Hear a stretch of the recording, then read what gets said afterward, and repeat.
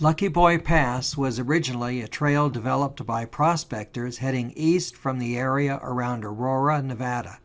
As towns like Hawthorne and Tonopah increased in population, the trail was enlarged into a supply and stage route. In 1906, silver was discovered at the soon-to-be Lucky Boy mine by men repairing the stage road. A small settlement followed, and a post office was established in March of 1909, but was discontinued in late 1913.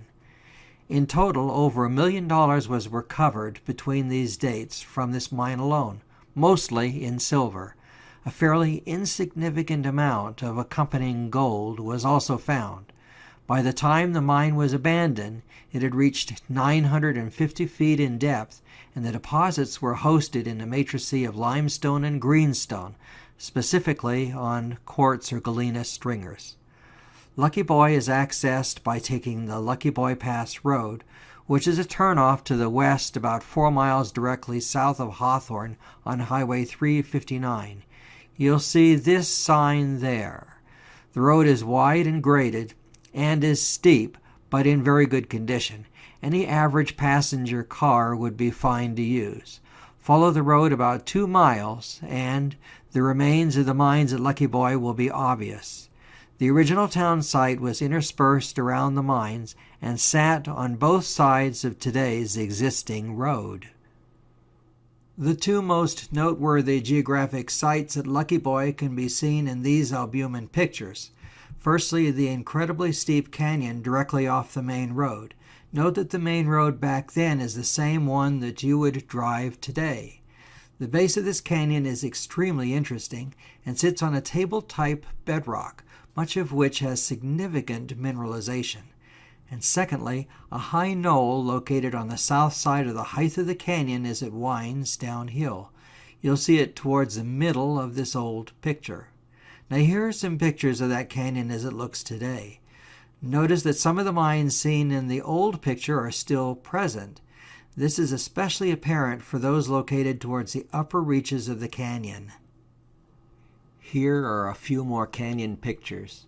Though the floor is bedrock, I would suspect there is very little gold or silver here. If there was, certainly there would be placer remnants, rock stackings, audits, excavated benches and such, and there are simply none. Absolutely none.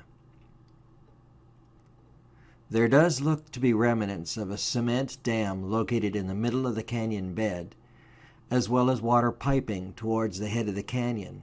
The latter I don't have a picture of, but the former you can see towards the upper middle of this frame. So here is a secondary road cut that will take you towards the head of the canyon. Looking back at the albumin pictures, you can tell this was the vintage access road. At Lucky Boy, this was not the material they were following. In a moment, let's take you to what they were. Meanwhile, here's the edge of the canyon, and this is steep.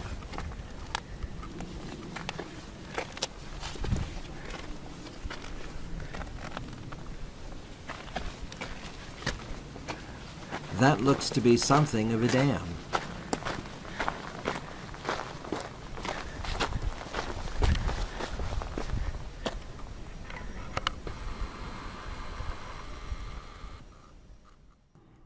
There are a few prospects or mines, I can't really tell without getting closer, on the other side of the canyon. If I make another video of Lucky Boy, I'll visit the dam and the two audit mines, and I'll show you what's in them.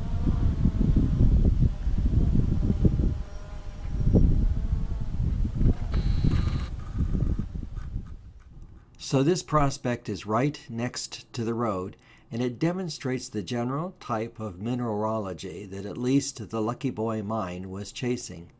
Here you can see a particularly dense limestone layered with greenstone. What you do not see here is any mineralization.